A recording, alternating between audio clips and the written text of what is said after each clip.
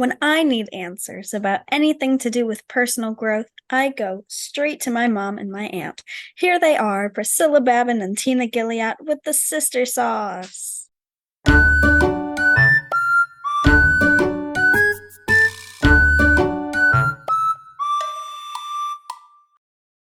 Hello, everybody.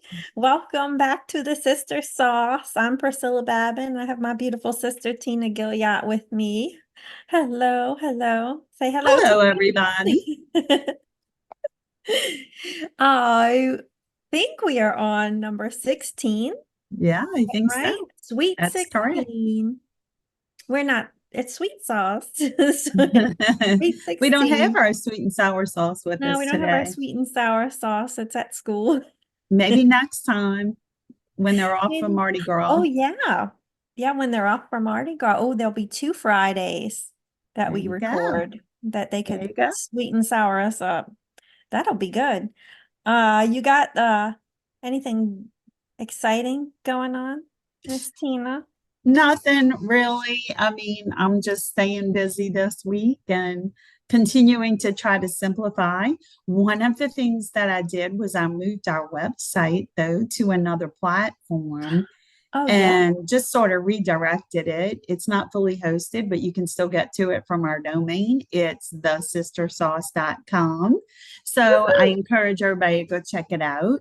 If Yeah. you go to the episode page, it describes every episode. And then from there, you can click on the link to go directly to our YouTube video. However, if you go to the information page, all of our platforms, all 10 of our platforms are linked there. And I do believe one of the platforms is going away, but the rest are legit. Cool. And we'll update Yay. that accordingly. So, yeah, I'm excited. Woohoo! It looks better, I think, than the one I had set up for us before. And so I'm excited about the way it looks, and it is definitely easier to edit. I was having so many problems with that other web design thing. Yeah. So, yeah, I'm excited about that. Next is my website, my personal website. So then, and I'm going to simplify that quite a bit and remove a lot of the superfluous information. But I also have some hot sauce for today. Do ya? Yeah. And I think you can really relate to it because you and I have talked about this. And I will say that it is hot sauce in the way that it is important. It's not necessarily something I'm angry about, and it's not anything I'm necessarily excited about, but it is Okay. important. So it's hot sauce in that way. It's hot. You have to do this. And that is write things down. Oh, yes. And this is what I mean by it. Not like, make a to-do list or anything, although that's all great. You need to do that too. But this is like getting knowledge out of your head and writing it down. So, for example, I'm in a Toastmasters club. I've been in Toastmasters for almost 13 years, I think. Yeah, almost 13 years. It'll be 13 years in April. And I am going to be leaving Toastmasters or stepping away from Toastmasters after my officer term ends in June. I still love it. I think it's great. I just need more time to do other things. And so that's one of the things I'm simplifying is that I'm going to step back from that. And but I have a lot of knowledge in my head about how to do things within the club, even within the district. And when I was serving in district leadership, anytime I did something new, I wrote the instructions for it. And so I'm thankful that I did that way back then and turned everything. Anytime I had a different job in the district, I always tried to write things down. And so I am doing that now for my club. I already had created like a club procedure and I'm updating that. And I'm also making some videos to show them how to do certain things on the website and all. And I think it's great for them to have it to use for future reference, even if they don't need it. But the most important thing is that it's fresh in my mind right now, right? And so you and I talked about that whenever we've left like a volunteer position or even a job, people call and say, do you remember how to do this? Can you explain to me how to do it? And as we get older, it's not easy to remember all that stuff. And Mm-hmm. so it's important to write things down. And I am doing it for church as well. Whenever Olivia does a lot of assisting work for me, and she'll do the song reporting for church and all. And so I gave her the instructions just verbally one time, and I said, hey, do me a favor. After you get used to it, can you just write the instructions up and do some screenshots and send them to me? So now I'm going through every time I had her do something like that, or every time I did it, I quickly wrote down instructions and put them in these documents. Now I'm taking all the documents that Livia and I did with these Mm-hmm. instructions to these different things, and I'm creating like formal procedures for church. Mm-hmm. And I'm really excited about it. I made them look all fancy and everything. But the important thing, you don't have to be a graphic artist or super savvy with Word or anything like that. The important thing is to document things that you have in your head. And I was thinking about, it's very important to do that for your family as you get older, right? Mm. I was Yeah. thinking about that the other day, because I'm like, well, we have a will and we have different policies and things like that. I said, oh my gosh, I never even thought about that. If anything happened to AJ and I, Livia would need to know where to find all that stuff. Like, how does she find out how to get in touch with our mortgage company, or close accounts that are drawing money on our bank or anything like that? And so all of that stuff needs to be documented somewhere. And if you're worried about your computer getting hacked, you could save those things on an external drive that you can just remove from your computer when you're not using it. I've done that. Like, our password list is on an external drive that's not connected to our computer. And we just put it in the computer long enough to update it and remove it again. And so Livia knows where to get to that. She has all our passwords. But there are other things that she doesn't know where they are. And she doesn't know all our bank account information. So I Right. thought that's something I could do this year too, in organizing and simplifying. Not that I plan to go anywhere anytime Yeah, in no. the future. Please Plan to be don't. around another 40 or 50 years at least. But it's good to document all that stuff, right? So your family's not pulling their hair out when the time comes. Mm. And that's my sauce for thought. No, it's not even marinade. It's hot Hot sauce. sauce. That's my hot sauce for That is the hot today. sauce. It's super important. That's a hot tip hot sauce. That's Yeah, what that write is. it down. Write You it shared with down. me recently about Renee writing. Yeah.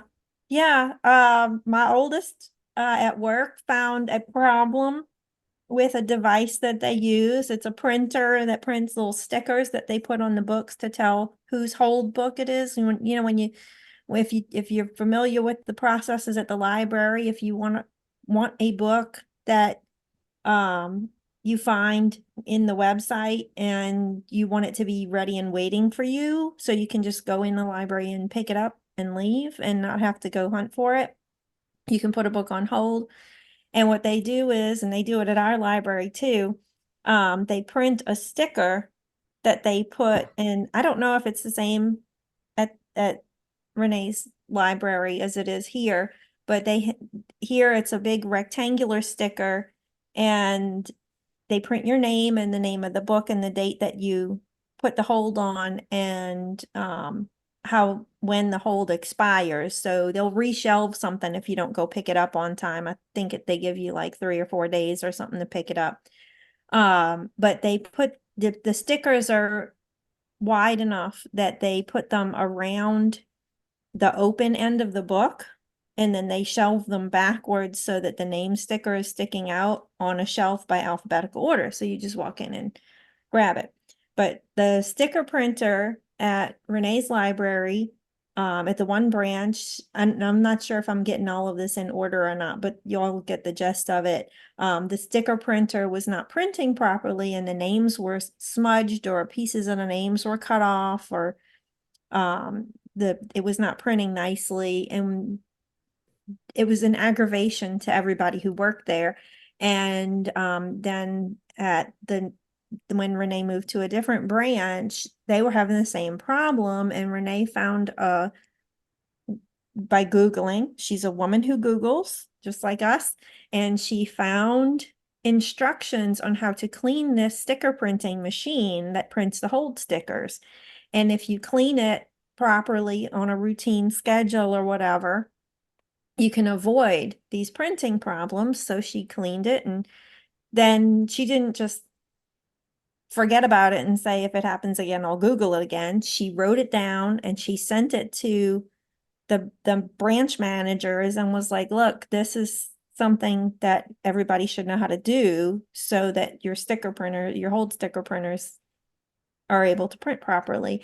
And the managers liked it so much they actually added it to their online training manual and gave her credit for finding the instructions. So that was great that she wrote it down, because it helped not just herself and her branch people and her sticker machine, but all of the ones in their library system. So Yeah, worked that great. actually brings up a good point. So Renee didn't only find the instructions and write them down. They shared them so they could be replicated. Mhm. She shared them to the other branches. And I Mhm. used to work in the engineering world, and that was one of the things we did. If we came up with, and actually back when I worked for the SPR too, we did that. If you came up with a good idea and you presented it to a boss or whatever, um, head of a department, a lot of times that would be the next question is, can we share this with other departments that it will also help? And Mhm. because why reinvent the wheel, right? And Right. so that makes it even more important to write it down so that you're not getting 50 phone calls. Hey, Renee, I heard that you know a way Mhm. to clean that machine. Mhm. And it's just a matter of sharing. Oh my gosh, it made me just think of something else. Kind of gave me chills. It was so this is the other thing. So I'm a big John Maxwell fan, and I remember reading one of his books. I don't remember which one it was, but he talked about how his whole leadership platform started because he worked on procedures and ideas for the leadership team at his first church where he was serving as the pastor because he saw all these things wrong with the way they were leading groups and teams and all. And I Mhm. might have the story a little off, but as you said, you get the gist of it. Yeah. So he like documented like this is the way to be a good leader. And so make sure you nurture your team for all his volunteer team leaders, right? And Mhm. other churches saw how they were succeeding with certain things and started reaching out to him. And since he had it documented, he just did some tweaking with the formatting and created like a booklet for them and started sending it to these other churches and would only charge them back then. It was you had to go get it printed and then mail it Mhm. and all that. So he would only charge them like a nominal fee to prepare all this stuff in a booklet form and send it to them. And eventually he started writing leadership books and using that information. And so look what that started. I mean, yeah, write it down, people, write it down.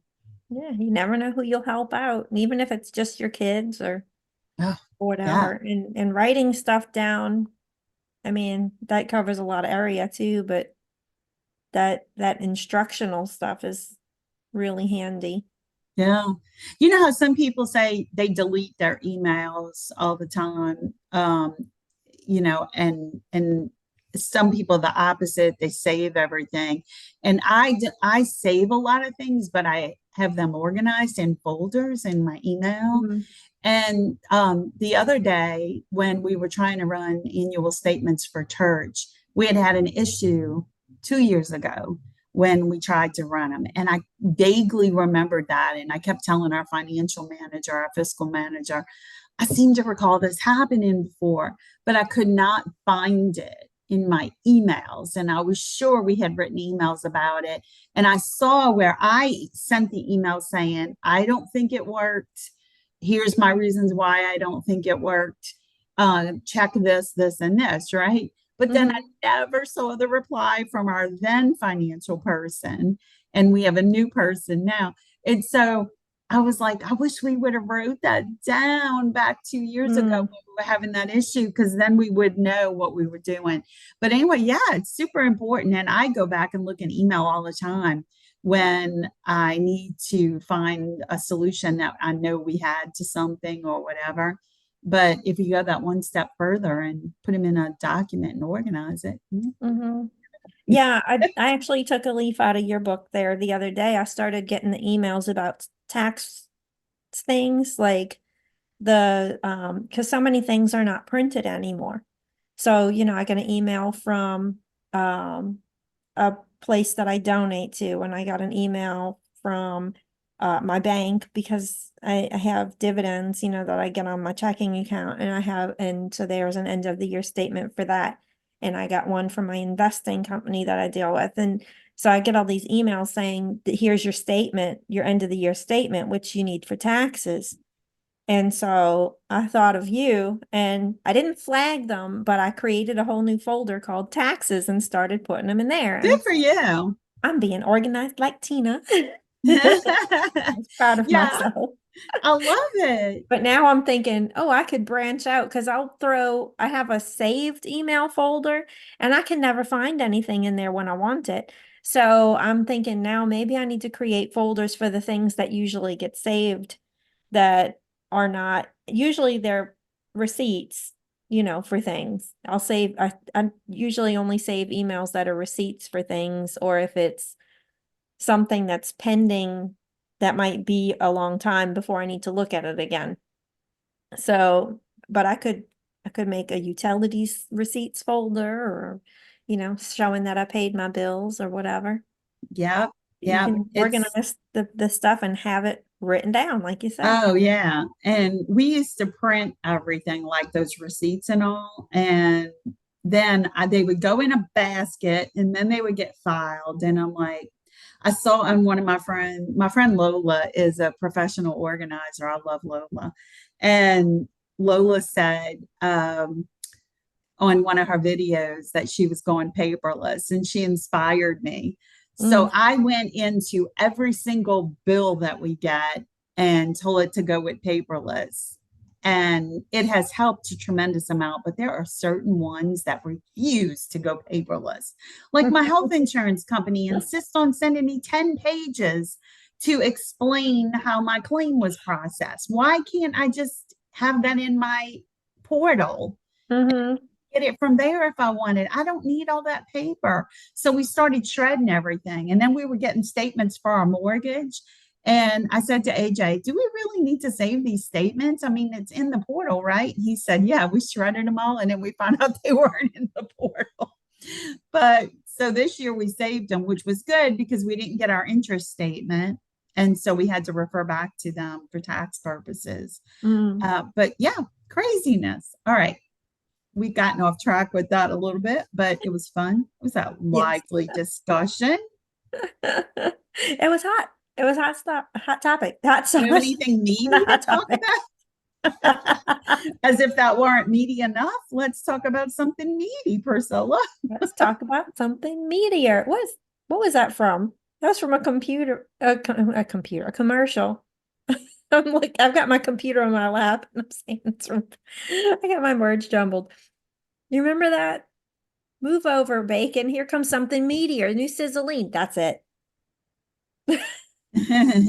My brain is like a storage bank of old crap.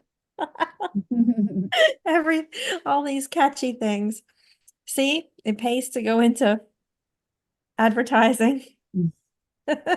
Things will stick with people for 40 years or more. It's got to be that old. Anyways, today we are talking about a couple different topics. Y'all might know that coming up soon is Valentine's Day in a couple weeks, and the same week that is Valentine's Day is also Mardi Gras here. Mardi Gras. Mardi Gras. But also the 10th, which is next Saturday, is Umbrella Day, oddly enough. And didn't ever know there was an Umbrella Day, but that felt like it tied in with Mardi Gras a little bit for us because, a lot of times, when people are marching in the parades, they'll carry a Mardi Gras parasol, which is basically an In my head, I'm doing the second line. Yeah, that's why I'm doing. Y'all can't see us doing our little umbrella motions with our hands, but trust us, if you're not watching the video, we look adorable. So we're gonna as include adorable as grown-up people can look. yes, we're a very grown-up version of adorable. We're gonna include in our notes a link to a page, a website that talks about Umbrella Day, so y'all can see all the good information about Umbrella Day. But we wanted to share some fun like facts and things with y'all.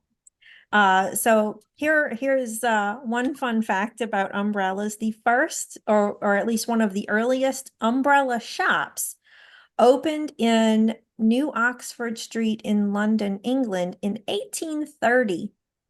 Dang. So I mean, I'm not saying that's when umbrellas were invented, but they had a whole shop full of them by then. So, and everybody knows London is sort of rainy. So I guess that makes sense.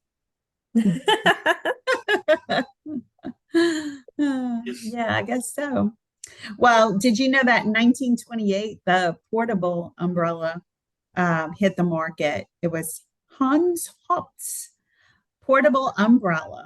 It hit the market, and it calls it a pocket-friendly version, but I don't think they were pocket-friendly. I don't think the portable umbrellas were that portable, but I can't imagine when they started trying anyway. I'm wondering if it was just a really tiny umbrella. I know. I wish there had been a picture in the article. Like, is it one of those things that just open and sit on your head? That wouldn't be of any use in second lining. You'd have to move your head. Oh my goodness. Yeah, I don't know about that.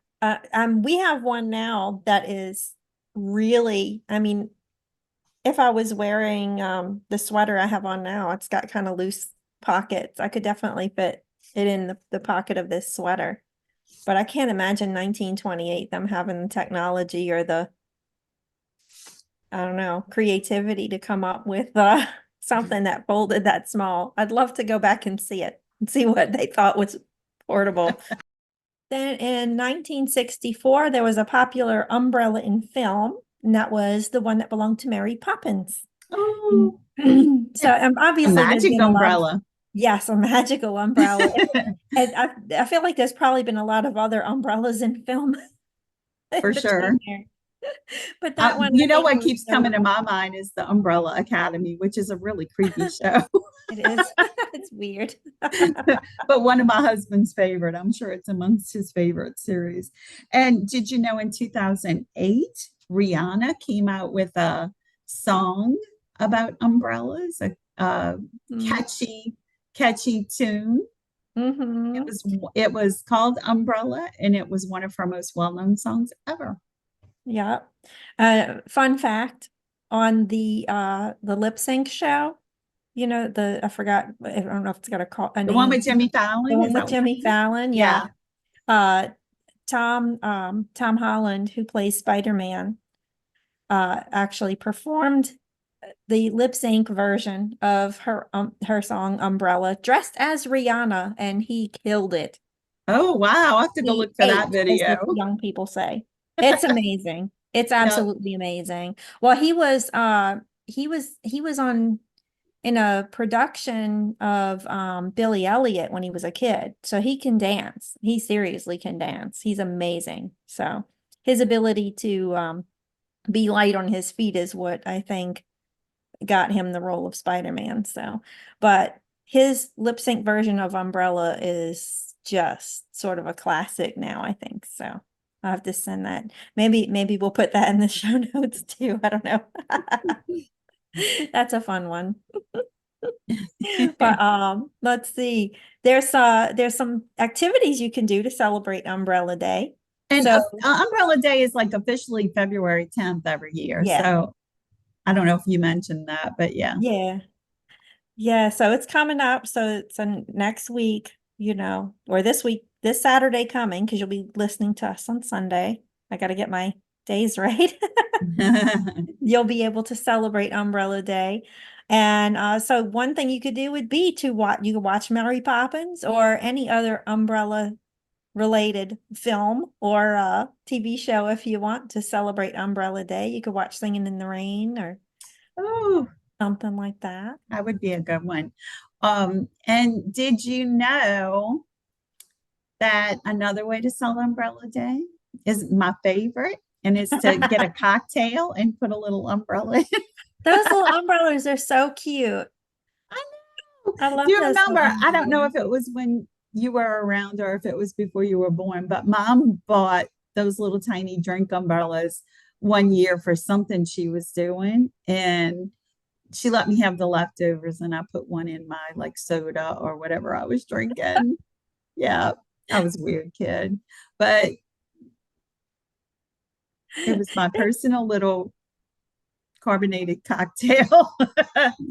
I don't know what it is about it makes things so much more festive having things dressed up a little bit like that, Right? using a special That's why I glass like or my fancy Pioneer Woman coffee cup. it is pretty. It makes the coffee taste better. And It those little tiny does. umbrellas make the drinks taste A better. fun container really makes a difference. That's why having a cool water bottle will, I guarantee, contribute to helping you drink more water.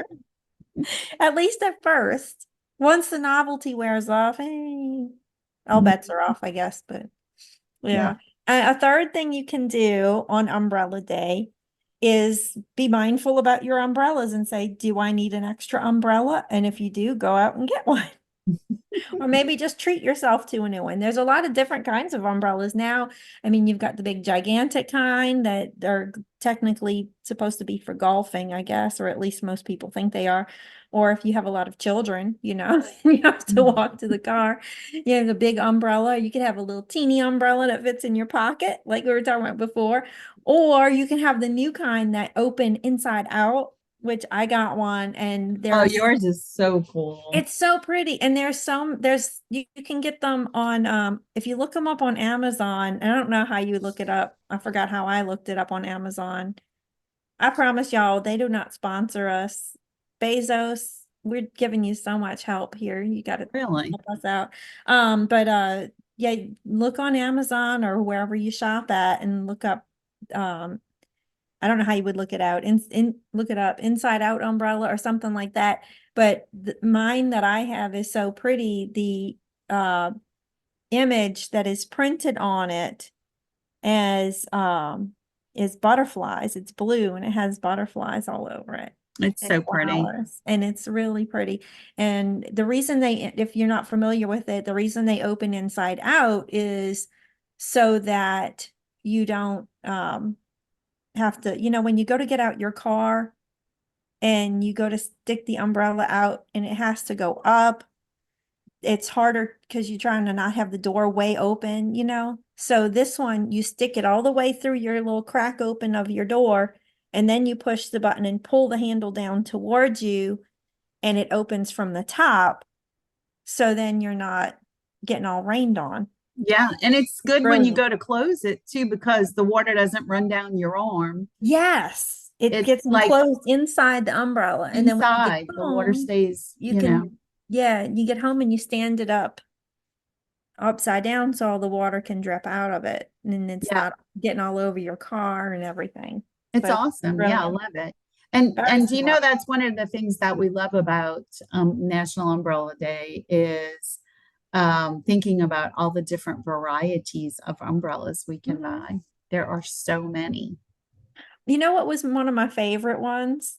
Remember, I don't know if you remember, Grandma had one that was clear and it was really like long, like didn't go like the angle of it didn't go like a triangle out to the sides. It kind of was round at the top and then went straight down almost. Yeah, And I it know was what you're clear talking about. plastic, Not a cone, but it like almost like a cup covered shape. you more, like a little tent that covers you. Right. and it was clear. And I would, So you could see through it. yeah, I thought that was just the funnest thing. It was a little bit like wearing a diving suit and going in the ocean, but outside. And anytime it was the mildest drizzle, I would go grab her umbrella and be all the way up in it, because I was a little kid. So it covered most of me. And I would just walk up and down on the side of her house because I'm crazy. Where the pepper bushes were that we weren't supposed to Yeah. touch. Mhm. Was that the ones that had the little berries and the birds would eat them and get drunk and fall over? I don't know. I just remember when my kids were little and I would make up stories. There was always one about the little girl taking the pepper and touching it, and then it burned her fingers and her eyes. And okay, so I made up some really weird stories for my kids when they were little, but it was Oh, like, you goodness. have to listen to your grandma because you can't touch the peppers on the bush. We got that from her though, Yeah. because she made up weird stories. Okay, so Back our to number umbrellas. one fan, Elizabeth, if you're listening, you can corroborate our grandma story about the pepper bush. Ah, Oh. so what else do we know about umbrellas? Well, besides the dozens of varieties, they're still working on it, right? Yeah, there's always new stuff, fun colors and everything. They're still seeing innovation. So if you search for umbrellas online, you'll find a lot of different, really some kind of strange other varieties of umbrellas that you've really never seen before. So, and there's a lot of new stuff always coming out. So you can explore umbrellas online too. Yeah.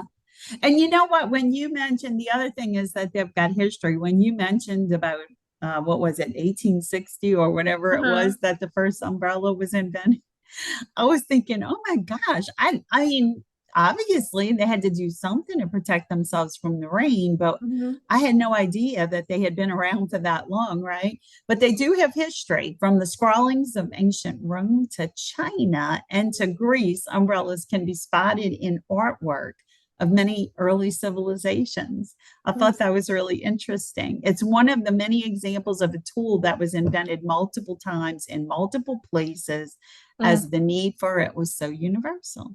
Yeah, it rains everywhere, I guess, or most So, places. yeah, which is why there are different styles because they different people invented them to be what they thought it needed to be. And over time, it's become a universal thing. That would be an interesting thing to study, just for funsies. Or if Yeah, your kid has to write a paper on history about an item that was invented, that would be a fun thing. Because they it can is. I think compare and umbrellas are fun. contrast, like maybe in Rome they were very different than the ones in Asia, stuff like that. This is Now I'm completely curious. unrelated or sort of related, but you know what's really fun is all the new water boots, the galoshes that are coming out. Uh, When we were kids, we had galoshes, but they weren't attractive. And now I see my friends post pictures of their kids and they have these cute little galoshes on. I'm like, where were those when I was a kid or even when my children were little? My kids didn't have cool galoshes. And now you uh, can even get them for women. oh yeah, you can get, there are so many rain boots and everything. There are, when was it? Like, I don't know, 10 years ago or something. Um, one of our local companies, shops, Flirty Girl, caught on to the fact that people were buying these old ugly, big black rubber boots to go wear them at Jazz Fest. And they weren't real attractive. And so some people would try and paint on them and stuff, but they don't, the rubber doesn't really, hold the paint good or whatever. And so some of them would dress them up with like duct tape, the colored duct tape or whatever. And they came out with a whole line of really cute rain boots right coming up on May so that people could buy them to wear to Jazz Fest because That's awesome. for those who don't know, Jazz Fest in New Orleans is held at the racetrack and there's dirt, people, and then not just dirt, there's horse poopies. And so it generally rains in April, and it gets very yucky. And if then first end of April, beginning of May is Jazz Fest, and you go over there and try and tromp from one stage to another to watch shows or go get food or whatever you're doing, because it's a very large area and it's very muddy. You're gonna be filthy, and having wet feet all day while you're trying to enjoy yourself is no fun. So those rain boots were like hot commodity when they came out with all the fancy rain boots. Yeah. Yeah. That very, very good idea that they came up with. Yeah. I used to have a pair of those ugly white ones in my trunk because when Oh we yeah, lost fishing our boots, house in the hurricane, yeah, we wore shrimp boots. those shrimp boots, yeah, to go walk through, and there was mud, 3 or 4 inches thick, and we were chomping through it. And I'll never forget, they were in my trunk for the longest time. And I went somewhere and somebody was helping me load something that I bought in my trunk. And when I opened my trunk, the guy said, "Oh my gosh, you can take a girl out of the parish, but you can't take the parish out of the girl." Meet in St. Bernard Parish, because that was where all the shrimpers are. And I'm like, "No, I'm not from the parish. I just lost my house and had to wear these ugly boots for that." But it was funny. Anyway, wow, we have belabored the umbrella day to death. Yeah, I think we need to talk about Mardi Gras. Okay. What you got to share about Mardi Gras? Well, the basics Besides of that Mardi you love Gras, it. I know. I think there's a lot of misconceptions among people who are not from here or have not thoroughly explored or studied on what Mardi Gras is and things. Right. But I mean, generally speaking, I think most people know Mardi Gras came from the origin of Mardi Gras is Mardi Gras Day is the meaning is Fat Tuesday. It's the day before Ash Wednesday, right? And it's been celebrated in this area since all the way back when Iberville came and was exploring Louisiana. And so and at first there wasn't parades and things. It was just a remembrance kind of thing. But then they started having the Mardi Gras balls and festivities and stuff, not the parades necessarily right away.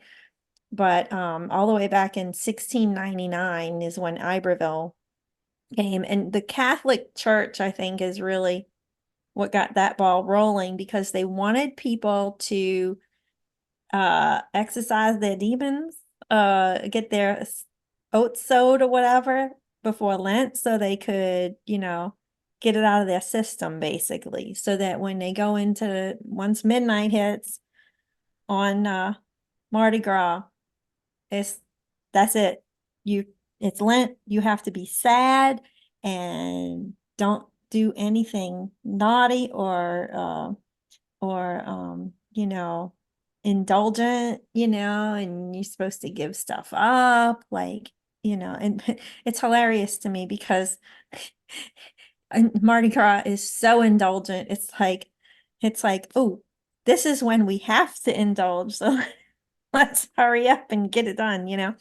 So, and so, yeah, if it was really a sort of a Christian faith related thing more than anything, although after a while it started to be condemned as sort of a pagan celebration.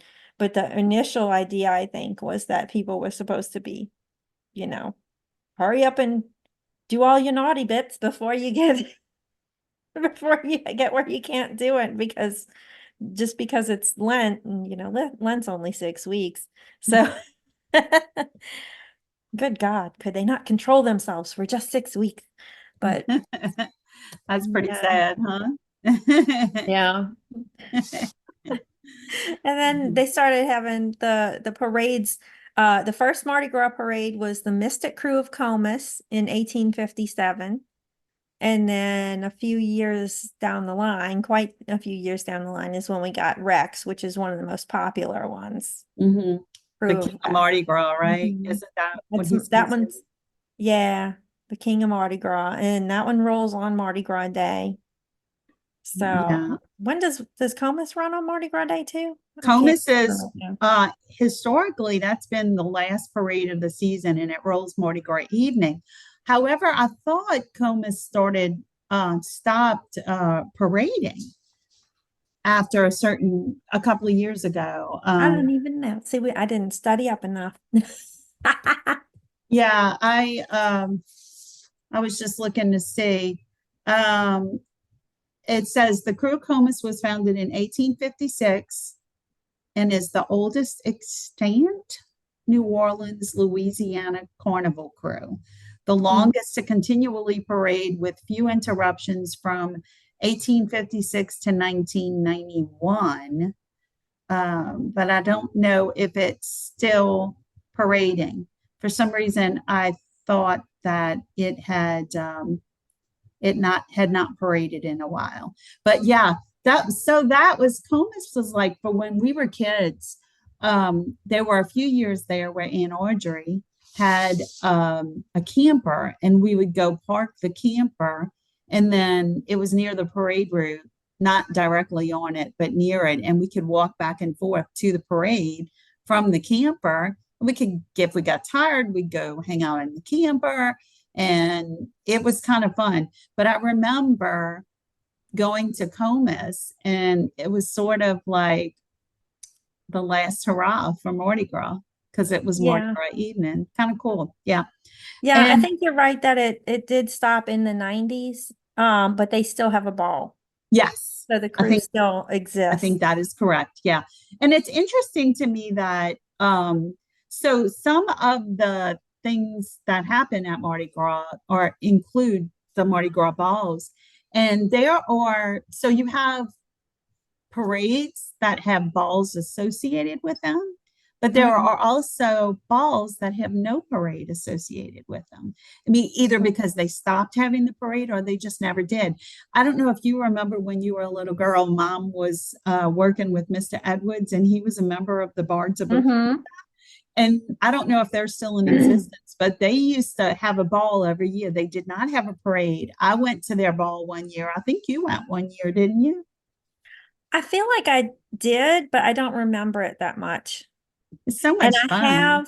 he gave me um the, if you're in a crew, if you're in a Mardi Gras crew and you have to be invited to the balls. Not just anybody can go, Right. but you get like a +2 or whatever, if you're invited. Because people pay to be part of these crews. This is not a freebie thing that you just like, hey, I want to join. You pay a lot of money to be part of these Oh, crews. for sure. Yes. And the balls are elaborate and super fancy. There's music and amazing food and everything. And there's the crew who is the reigning, royalty for the crew for the year. There's, generally speaking, it's different, I think, with some different crews. They call things different things. Um, but there might be a king and queen, and there's maids and everything, and the maids have the Dukes. escorts or Yeah. whatever to walk them in or to ride on the float with them and help them with their headdresses and things like that. And they will basically parade walking through the hall for part of the ball and stuff like that. But as a member of the crew, there are favors that are handed out each year, and they're different. And I have a little clown figurine from Bards of Bohemia. And I remember, and I don't know if I still have it, but one year it was a music box, not a music box, but it was it had a music box, and it was a little pedestal with a carousel horse, and it spun around and it played a song. I think it played Send in the Clowns, because Oh, clowns were a big wow. thing with Bards of Bohemia, because bards are clowns. Right. Um, but one year it was a weird, I don't know what the theme was that year, but it was a Fuku de Ramadan, which was basically like this weird little head, like it was paper mache, and it was missing an eye. And I think that I know mom told me at the time what the deal was with it. You were supposed to make a wish on it or something, and you couldn't draw the other eye on until your wish came true or something like that. It was weird. That is so cool. Yeah, I went to it one time, and of course, the thing that I was most excited about was being able to wear a pretty dress. So, because the people wear ball gowns, and so Yeah. I got to go buy a long dress to wear. It was really pretty. But yeah, so the balls are a lot of fun. Some of them now have like an extravaganza, like, and Endymion has the Mm-hmm. extravaganza. That's the party after the parade, and the Mm-hmm. parade kind of rolls into the party. So those events are fun as well. And Mm-hmm. then, of course, the parades themselves. What's your favorite parade? Oh gosh. I've gotten kind of jaded about Mardi Gras. Mhm. Like I am not a big crowd person. Yeah. I'm not a huge fan of loud noise. So the older I get, I don't enjoy it as much. When I was a kid, my favorite parade when I was a kid was Hercules. Because it And was right by the Hercules, house, huh? yeah, Hercules used to roll really close to where we lived. And we would be able to walk just like now. I live close to a parade route now, and it was about the same distance. We could walk from our house down to the main road where the parade was. Yeah. And my favorite thing, like I loved catching things, and I used to collect the doubloons. Doubloons are just little, like they sound, little metal, little tin coin looking things. They're bigger than a big, like the size of like the silver $half. Like they're Mhm. big, and they're bigger than the top of a milk jug. I can't even think of something to compare it to. About a ping pong ball size around, but they're flat-ish, very slim. And they have things printed on them, the name of the parade and whatever the theme is for the year and the date and everything. And it And usually the has, different colors. yeah, So there's different some colors. that are more rare than others. And so back in the day, it was, and I don't know if people still do it. I used to collect them, and you could buy binder pages that went in a Mhm. binder, and they had little square slots. It was very similar to what my son has now with his Pokemon cards, Yeah, you read my mind. but they actually had little. If you ever seen a coin collection, it's similar to that, where you have the little cardboard frame that you put the doubloon in, and then you slide it into your little square slot, because the slots are square to fit the round doubloon Yeah, with and you the could square write on the frame. cardboard, like if you got Uh-huh. it from somebody, you could say gift from Mr. Edwards or whatever. Right. Yeah, it was awesome. And like I said, the rare doubloons were worth a lot of money, and Mm-hmm. people would kill to get doubloons. And I can remember you have to be, it's not so much anymore, but you had to be very careful about putting your hand down on the ground to pick up a doubloon, because somebody might be going for it at the same time as you, and it was common for people to stomp their foot Mm-hmm. onto a doubloon. So I know of several people that got their hands stomped, and really badly, Yeah. when they were going for doubloons. I I'm remember pretty sure Eric it happened stepped to me on at least somebody's hand once. one time and felt so bad about it. I cried because I felt so bad for him, because he was so upset that he hurt this girl because he stepped on her hand. That was one Oh. before you were born, I think. But yeah, it was, and Pandora ran that same route that Hercules Mm-hmm. ran for many years, and then they moved. But Mm-hmm. that was my favorite too, to be able to walk down the street to the parade. Makes you And feel kind of cool to live close to feeling Mardi there's Gras. part of parades, it's similar if you've watched, the Thanksgiving Day parade on TV or whatever. There's floats, although our floats throw stuff, which I've been to parades where nothing was thrown, and I was like, this is a ripoff. I was spoiled.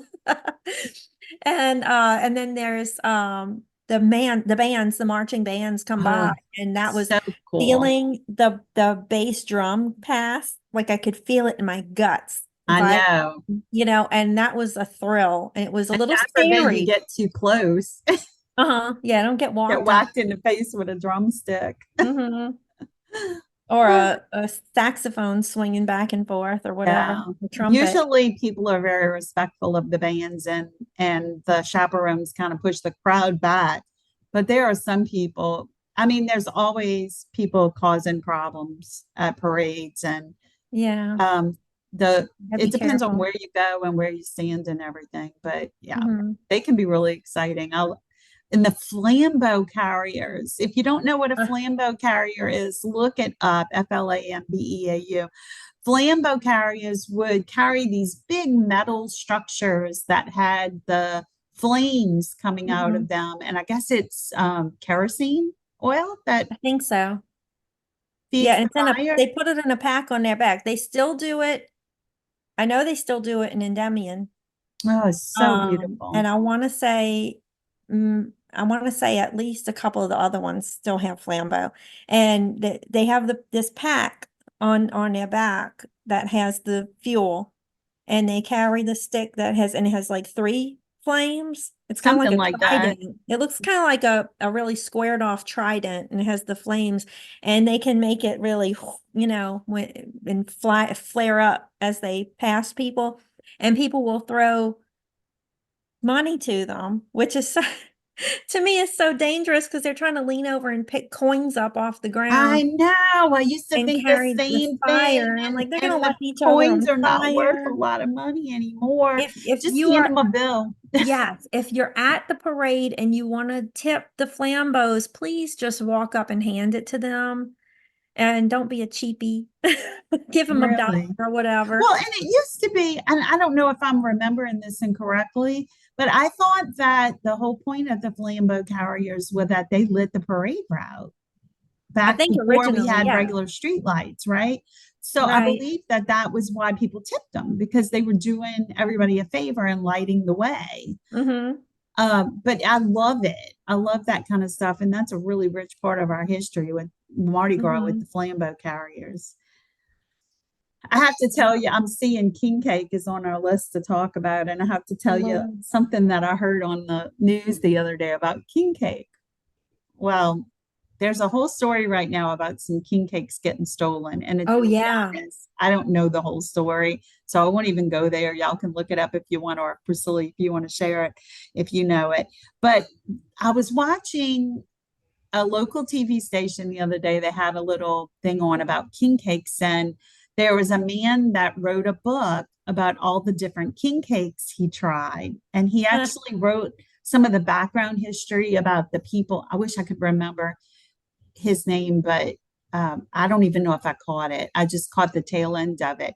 But he actually wrote a children's book too.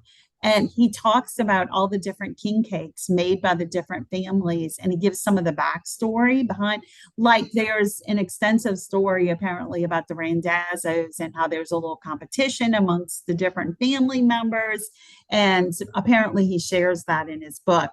But he talked about the history of king cake. And I hope I'm not misquoting.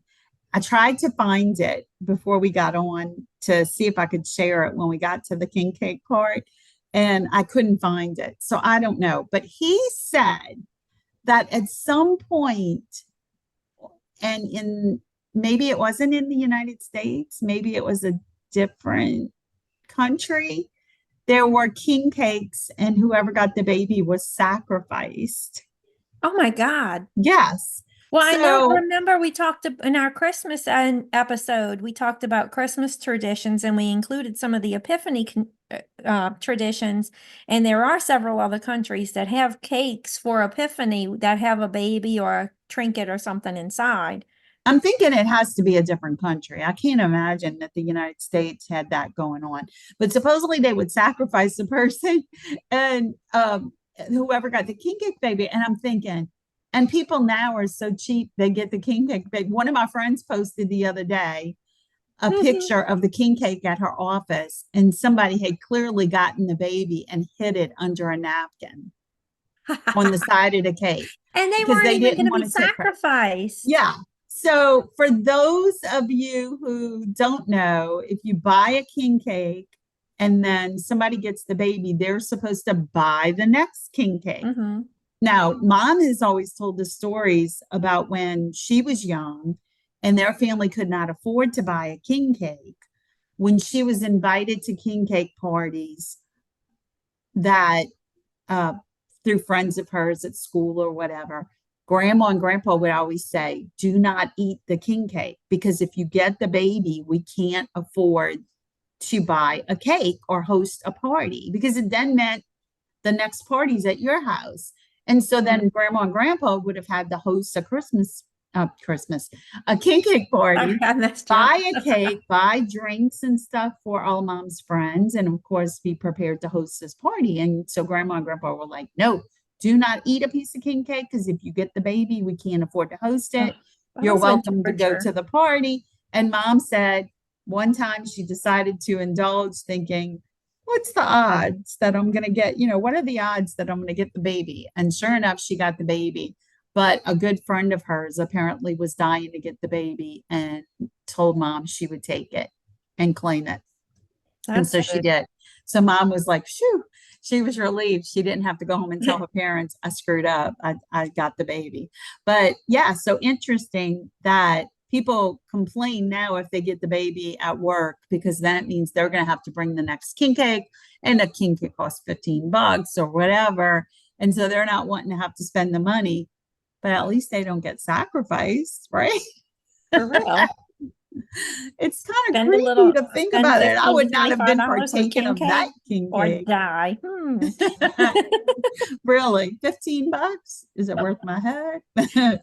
The story of the people who got the king cake stolen, I don't know all the details, but I did hear a little bit about it on the radio, and it was really sad.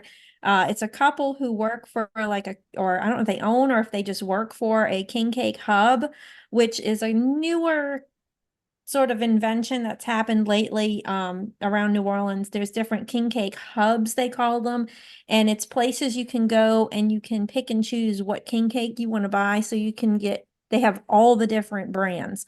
So that way, you don't have to drive to the actual bakery that makes the one you like. You can just go to the hub and get it, or if you want to get a few different kinds or whatever is your reasoning behind going to the hub. Because I know, not that like certain ones are, like there's one that's all the way in New Orleans East, there's one that's all the way in Harahan, and so people, it's, not super convenient to get to some of the places. A lot of the grocery stores around though, and different coffee shops and stuff will sell different brands too. So, and I know like even Walmart sells Gambino's king cake in addition to their own. So it's if you can find out what and hopefully a lot of the bakeries are being smart about it and putting it on their website where you can go to purchase their Yeah, cakes. But the hubs are cool because you can get multiple brands of king cake all at the same time if you want to try, that's do a true. taste Yeah. test. We But did that at church a few years ago. We were trying to figure out some fun activities to do at the start of COVID.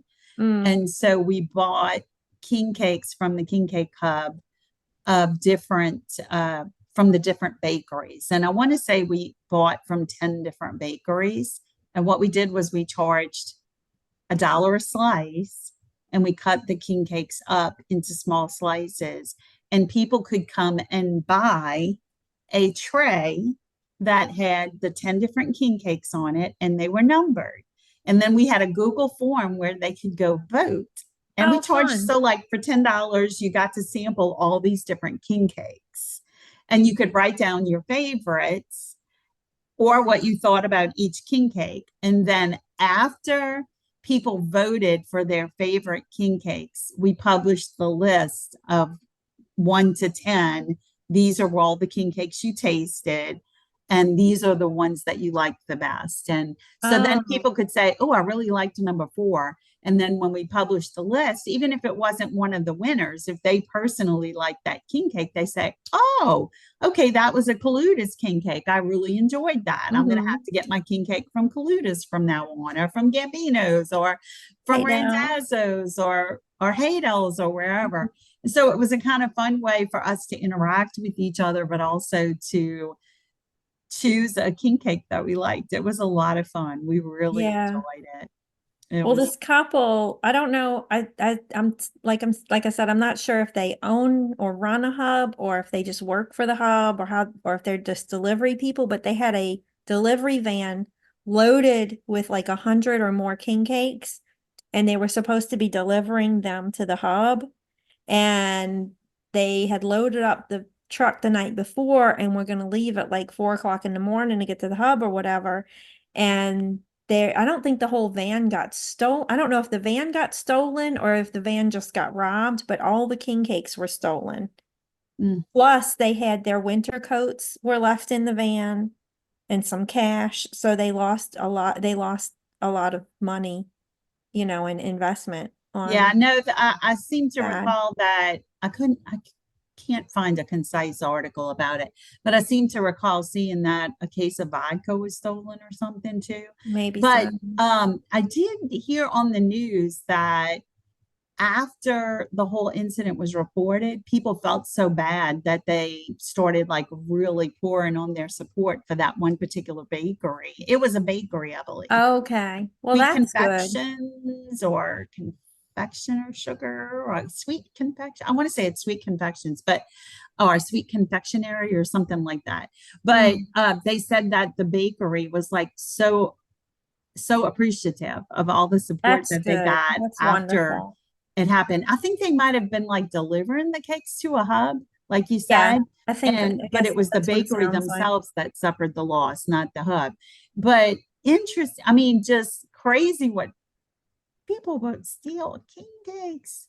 They I must be know. really good king That's cakes. It makes me think I'm gonna have to go. They supposedly they had a post on their Facebook that said we're sorry to report that all of these king cakes got stolen. And they said, our cakes are just that good that people will steal for them, and or something along those lines. And so they were saying on the news that it they were being such good sports about it, but they were also it was a hard hit on them financially. yeah. I heard about it on live songs in the morning, and so they didn't mention the vodka. Maybe that was why. But Maybe I'm making that up, but I thought I remembered hearing something yeah. about that. But But yeah, so king cake. And king cake, just so y'all know, and I know we talked about it a little bit when we talked about the Christmas episode, about Christmas around the world. King cake, we start having king cake at Epiphany for King's Day.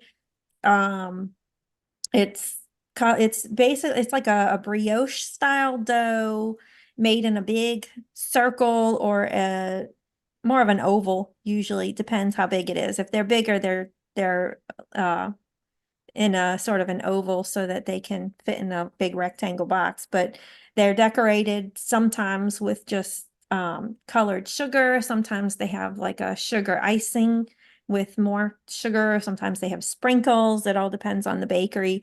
And there's usually a plastic baby, and there's a lot of varieties to those plastic babies too. And sometimes you'll buy it and the baby will just be loose in the box and you're supposed to hide it yourself. And some of the bakeries actually put it in the dough and it's inside the cake somewhere. So I think it's a liability thing why some of them don't put it in the cake. Yeah. Uh, and I know at least once, I think, did Dad break a tooth on one or almost broke a tooth I on think he one? just almost broke it, but yeah. You chomp down on one of those babies, their little arms and legs stick out, and they're hard plastic, and it hurts like you know what. Get those little hands stab you right in the roof of your mouth. And if Ouch! you have kids, of course, you got to be really careful because you don't want them to end up Right, trying to you swallow want the to choke baby. on it.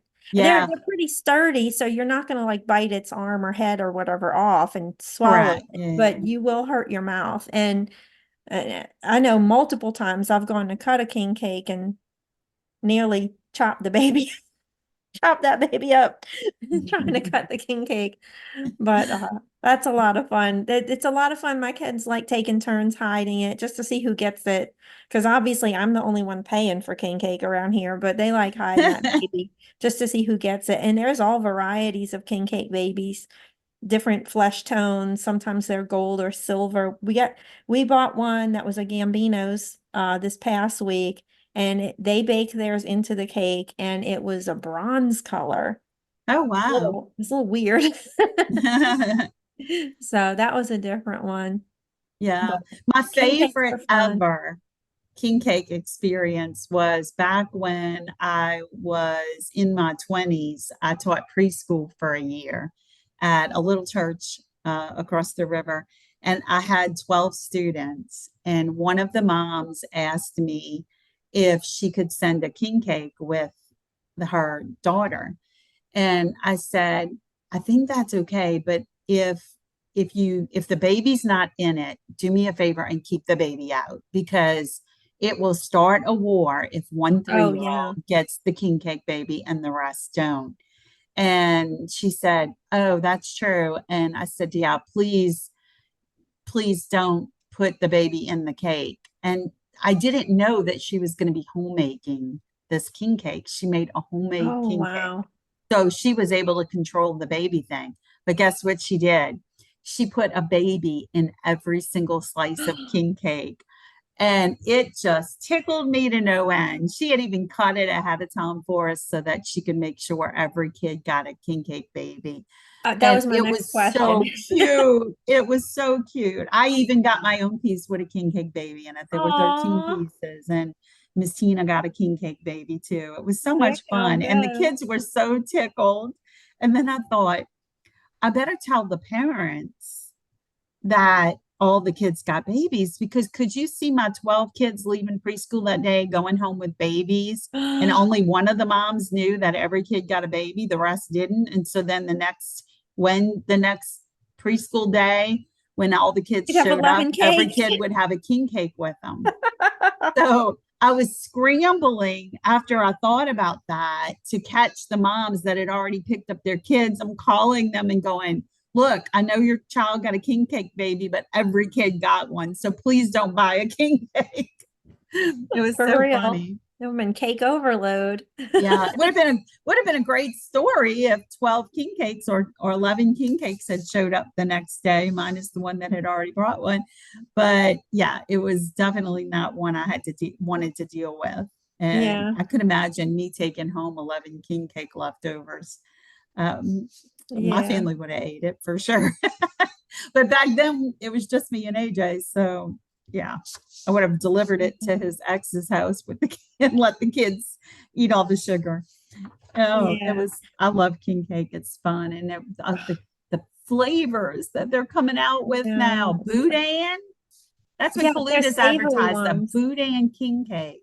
Yeah, there's savory ones. I mean, it's really, you know, generally speaking, I feel like it is a marketing thing and it's just It's people, cheating a little bit. it's Yeah. people trying to make more money Yeah. uh, Yeah, or for sure. and being more creative so they can get the sales, which I get that, but at the same time, I'm sort of a purist about the whole king cake thing, and I believe you don't start buying king cakes until not until Mardi Gras season starts on Epiphany, January 6th.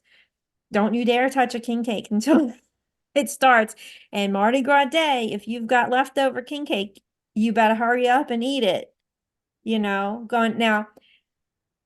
I have every intention of sending my son home with a king cake on his birthday because his birthday is Mardi Gras Day this year, and I'm not going to be as vigilant and tell him he has to eat that whole king cake, overnight before. Does he have a favorite? Does Nico have a favorite flavor? Just traditional, I think. None of my kids like filled.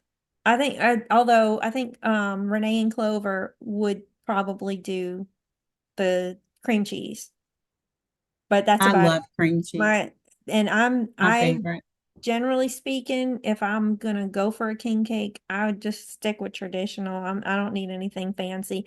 But I don't mind the filled ones. I like any of the filled ones pretty much, but I've never tried the savory ones yet. So it's interesting. And there's a lot of bakeries that continue throughout the year to make the king cakes. And I just don't, I feel like there's enough things I could get in trouble with Yeah. without king cake added to it. Well, And that's part even of my motivation for keeping it locked down into Mardi Gras season. even the Kringle. which they sell at Christmas, is very much like a king cake. It is. It's just got the maple sugar and the pecans on it. Yeah. It's called a Kris Kringle. It's Haydell's Bakery makes them, and it's shaped like a king cake, and it's basically king cake dough, but it's for Christmas, and it's got the maple flavored sugar with the pecans, kind of like a pecan pie situation, and it's very Oh, good. And honestly, I think a lot of them sell Christmas king cakes and decorate them with red and green, but it's there's enough temptations and sugar. Sugar is not great for us, and so I try to keep it limited during the season to the too, Mardi and Gras not buy one season. every Yeah. week or anything, because it's I don't have enough people to be feeding all that king cake to, and then I'm gonna end up eating it, and it's too much temptation.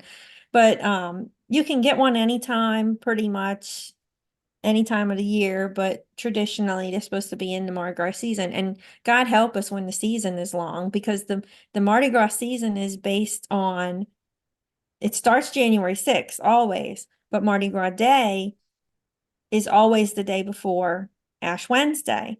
Yeah. So that is determined by, isn't it the vernal equinox or whatever, the spring, the change of the seasons. So Yeah. that's a floating holiday. So Ash Wednesday is always a Wednesday, but it doesn't always fall on in the same range of Right. time. Sometimes we have an early Mardi Gras and sometimes it's not until first week of March or whatever. Yeah. Right, because it's based on Easter. Well, Easter is set, the date for Easter, the Sunday date for Easter is set by whatever the seasonal, the equinox or whatever. And they Back set, up. that date gets set, and then they go back 6 weeks to the Wednesday, six Right. weeks prior, and that's Ash Wednesday. Yep. And so that's what determines when Mardi Gras is. So some Mardi Gras seasons only end up being, a little over a month, which is what happened this year.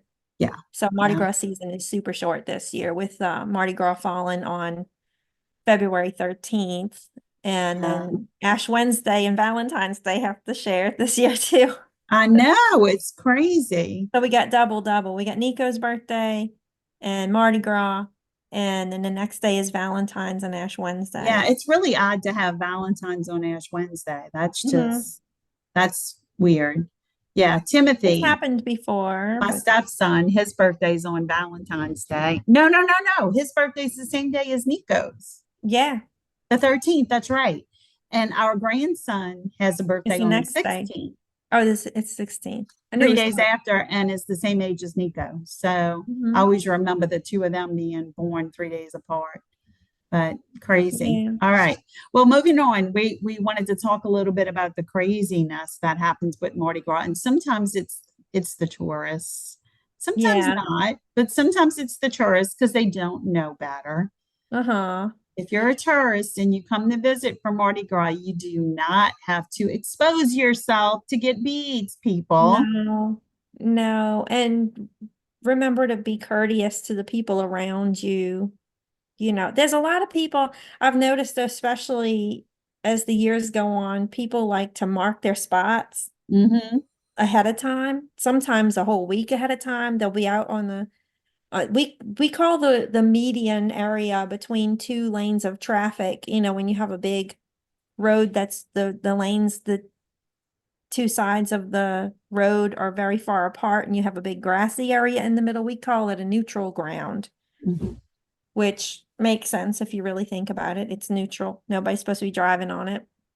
But people, the routes that most of the parades take are on roads that have this large median in between, and you can stand on a neutral ground for the parade, or you can stand on the sidewalk side. And some people even have t-shirts that reflect what side they like to stand on. And it depends on the parade. Sometimes you might have a favorite spot, but some people will go out days and days before with a can of spray paint and caution tape and sticks, and they'll rope their spot off. Take their claim. Yep. Yeah, and you're not really supposed to do that, and there's certain rules about it, and it's a little vague as far as the rules, and some people will actually camp out and sleep out there the night before to hold their spot. But something happens, and this is why I don't like to go to Endymion anymore. I hate to say that, but we went to Endymion every year for a long time because the church we went to was on the route and it was convenient, and they sell bathroom passes, which if you go to Endymion and go check out at St. John Lutheran, they sell bathroom passes for all, you can use their clean bathrooms all day, and they have food. Sometimes there's food. We used to have a whole big food booth situation, and then after COVID they've had a hard time coming back with that, but if that's not happening, there's at least vendors who park nearby with good food, so it's a Yeah. great place to see the parade. However, I find that has gotten more and more crowded, and there's a lot of college students, and a lot of these college students are not from the area, and they don't really care if they offend anybody. And so there's families with little kids, and there's people drunk and throwing up or smoking weed, and there are no real boundary lines. You can spray paint all you want. You can put all the caution tape, you can set up chairs, but people will drift and they will crash into you, and they'll touch your stuff, and they'll burn you with a cigarette, and they'll do stuff, and it just drives me crazy. And this is one of the reasons I'm getting kind of turned off on attending, some of the bigger parades, at least, because it's just too crowded and it makes me crazy. So if you are planning to attend parades, you might want to start scouting an area where you know that you won't get in that crush of people, Oh, yeah. But And alcohol and Mardi Gras are not a good mix. And mm-mm, unfortunately, people think they go hand in hand, but you have to be very cautious about your family's safety at Mardi Gras, and you cannot do that if you've been overindulging in alcohol. And I'm a mhm, huge proponent of not drinking at Mardi Gras parades because I've seen what can happen. I'll never forget we're talking a little bit about our experiences, and my worst ever experience at a Mardi Gras parade when I was a child was the year that mom was pregnant for you. And she did mm, not yet know she was pregnant. She was very, very sick. And I remember I went to a parade with the family member. I'm not going to get into details because I don't want to reveal what parade it was, but I went to a parade with a family member, and the people that were riding in the parade, it was cars and trucks, and were all drunk. And mm. there were several cars or trucks that people were in where they were literally vomiting on the street because they were so Ugh, drunk. And I can remember ugh. as a child, I was 12 or 11 at the time, 12, I guess. Well, no, I would have been 11. I was so turned off by that. And I remember going home between things because there was another parade later in the day, going back to our family member's house, and mom was laying down because she was so sick. She had such bad morning sickness. And we didn't know she was pregnant at the time. We thought she had a virus. I think we found out right after that she was pregnant for you. But I remember telling mom, I'm not going to the parade this afternoon because it was disgusting. And I remember crying and saying, it was so gross, mom. I don't want to go back out there. And people were being stupid and they were using bad language. And I was just so Mhm. impressed by that as an 11-year-old in a bad way that I didn't want to go back. And mom got out of her sick bed and came because she figured I would miss out if she didn't drag me back there and come with me to protect me from the negativity. Mm, But so, yeah, I don't have never had an experience like that since. So I believe that somewhat people have hopefully matured and not are not as bad as that anymore. And it's different in different areas. But yeah, that I'm huge. Like, you want to drink, that's fine, but know your limit and don't get drunk and stupid. People have fallen yeah. off of floats because they're Yes. so drunk they can't stand up. Other Yeah. people have had children on floats with them and not been watching them, and the children have fallen Or because the parents were so busy walked under drinking. the floats. We had Yes. one year, a few years back, there were several deaths, one behind the other, of people kids who were not being watched, and they walked out into the street and got run over by a float. Or people who try to cross through between floats because Yeah, they that's were another either one. being negligent or inebriated or whatever. So there's a lot of reasons not to, I'm not saying you can't have a little alcohol.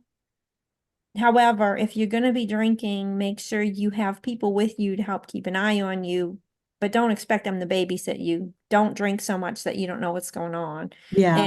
And definitely don't get behind the wheel of a car, please. And if you're riding in the parade, I know I have friends who ride in parades and I see their social medias coming up on when the parade is starting and all the alcohol they bring with them. And I just think, this is really a good idea, because it's, you know, you have a job. If you pay that much money to be in this crew, there's a reason, and you're going to ride on that float. And yes, you want to have fun. You're paying the money, you should have fun. However, you're supposed to be throwing to people. And if you're throwing things to people who have kids and you're inebriated, you could hurt somebody. Besides falling off the float, you could So really true. hurt somebody. So please, if whether you're there in any capacity, please don't be drinking behind the wheel of a car or on a float or when you're supposed to be watching kids or elderly people or even just taking care of yourself. Don't overdo it. And there was one year a young man driving I think he was driving a pickup truck, actually drove into a crowd of people who were watching a parade and injured so many people. Yeah, I remember And that. It's just sad. yeah, It don't do it. no. Well, Wow. let's flip that around, talk about something more positive. There's Yeah. there's a lot of other things to do at Mardi Gras time that are not parade related, although that sometimes they're parade adjacent, I guess. Like different events in different areas where they'll have little concerts and things. I know in Metairie, we have Family Gras where they have stages set up in on that neutral ground because it's wide enough in some places where they can actually have a whole stage and there's people who come to perform and famous people too Yeah. sometimes. I believe Cheap Trick is playing this year, Wow. which I'm hoping I can hear it from my house because Yeah. I don't want to go into the crowd, but that'll be cool. And um, that's a fun thing. And they usually have booths set up over there where you can get food Yeah. or crafts or stuff like that. And one year sometimes there's booths for charitable organizations, and if you make a donation, you can get a free t-shirt or coffee mug or different stuff. So that's kind of fun. But the parades themselves are, they throw stuff. But what's your favorite thing you've ever caught off of a float, Tina? Oh, What do you think? gee. I have to think about that. I don't know that I've ever, some of the floats throw panties and things like that. I don't think I've ever caught anything like that that was risque. But I think my favorite type of thing to catch is something that's functional in some way. I have caught some really cool beads that light up Mhm. that I could wear for future Mhm. parades that were really cool. But several times I've caught things like, oh, I'll tell you what my favorite thing used to be, and it can't be anymore because I have to eat healthier. But I loved it when they threw moon pies Oh, off I the knew you were going to say that. Oh, especially banana moon pies. Oh my gosh, I Mhm. love banana moon pies. But that was my favorite thing for the longest time. Would always look for the banana moon pies. But I think whenever I got thrown something that was functional, like occasionally I would get thrown like a keychain or something like a beanie hat or even a t-shirt, that kind of thing. Those Mhm. are kind of fun things to catch, but those are more rare. You typically only going to catch the beads and the trinkets. What about you? I have to agree on the functional thing. That's always cool because I know my my son Joey has a knack of every year somehow catching a t-shirt, Oh, Mardi Gras that's Day. awesome. And they're usually like an adult extra large, so he'll sleep in it, or he'll wear That's it when he's fun. just laying about the house, so he So loves much to get a fun. free t-shirt. And his father loved free t-shirts too. He had a whole collection, so I think he takes after him. But when I was a kid, my favorite thing to catch was the rubber dog poop. Oh Don't ask my me gosh. why. I was just thrilled to get fake poop. Yeah. Oh, But now as an adult, I get real excited when I catch a real pretty pair of beads. Especially if it's an unusual color or if they're sparkly or something. But yes. then at the end of the Yes. season, it's like, I don't know what to do with this, and I don't keep it. I have But a few pairs that I've yeah, saved, but nothing yeah, that, yeah, it's not really like fancy, but just some pretty beads that during Mardi Gras, I'll take them out and wear them occasionally. yeah. The light up stuff is really fun until you don't know Yes. what to do with it, and then. But I do like if it's something functional. I think we caught a water bottle one year, and that was Yeah. fun. But my kids will fight over those moon pies. Oh, those are so good. They Oh, are evil. yeah. Well, this has been a really great discussion about Mardi Gras. We could go on all day Yeah. probably, but I think this is a good stopping point. Did Yeah. I know that your marinade will tie nicely to my hot sauce for today. Yes, it will. So if and anybody who has heard us talking, I have probably mentioned at least once that I have a lot of little projects I end up doing around my house. And so what I've been marinating on Mhm. is that I get a little overwhelmed when I look at my to-do list. And this kind of relates back to our goal setting from last week when we said, how do you eat an elephant? Do you remember what the answer was, people? One bite at a time. So I noticed that my trim in my house, particularly in the hallway that leads to my kids' bedrooms, needed to be repainted because I had to, after Hurricane Ida several years ago, we had some damage to our roof and we had a lot of interior work that had to be done. And um, the door frame had been removed from Clover's room, and I had to rehang a door frame. And I don't even know if that was even related to Ida, but it was kind of related. But I had put the new door frame up a long time ago, and I had not trimmed it correctly. And as if anybody's done any of that, it has to be trimmed correctly or else it won't fit right. So once I got it in right and everything, that was exhausting. And anybody with ADHD knows you just shut down on some of these things and you can't go back to them for a while.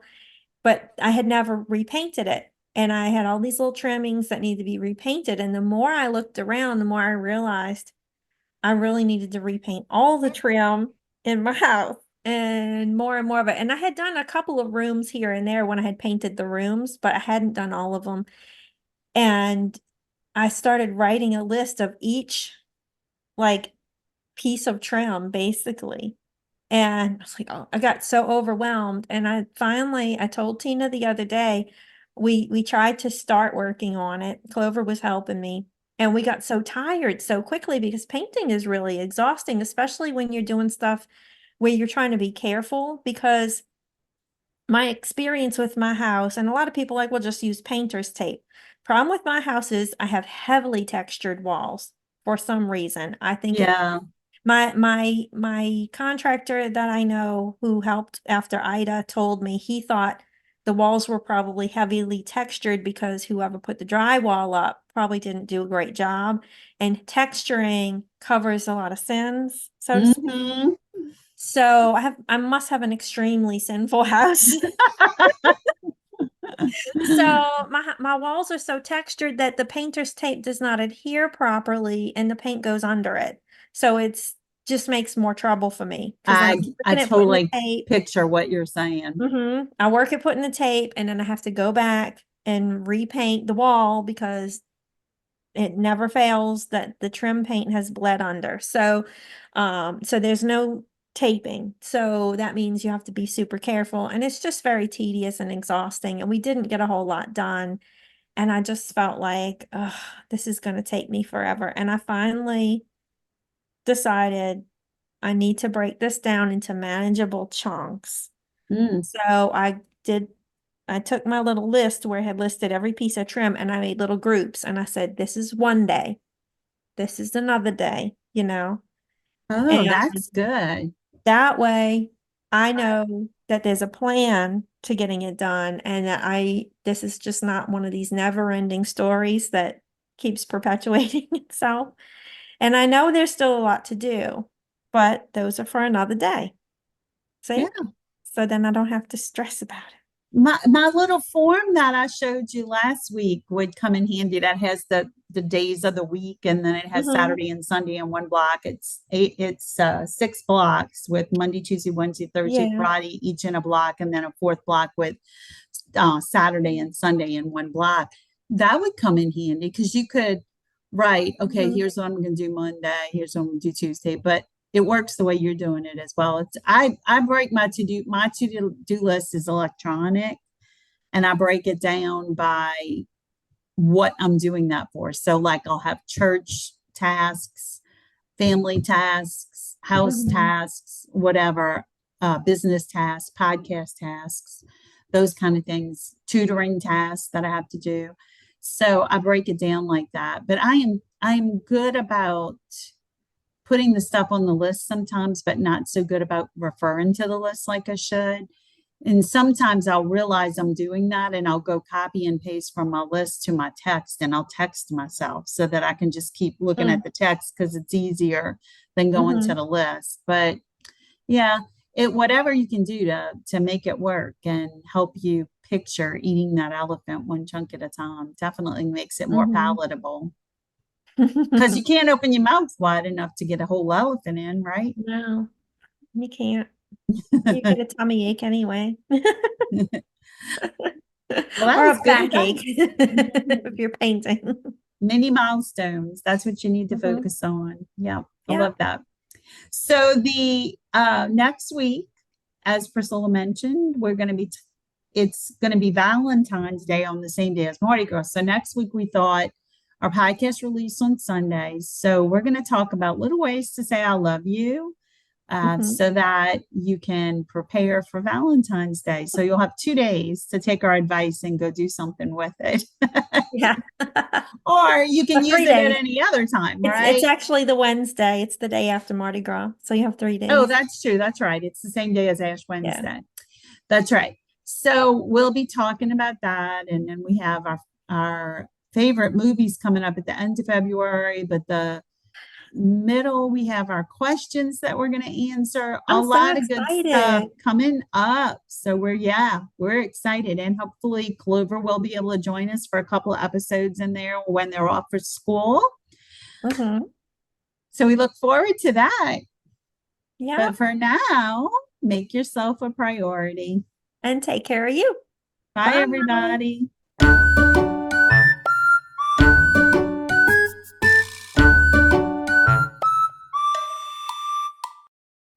Thanks for joining us. Make sure you subscribe to keep up on all the latest sauce. See you next time.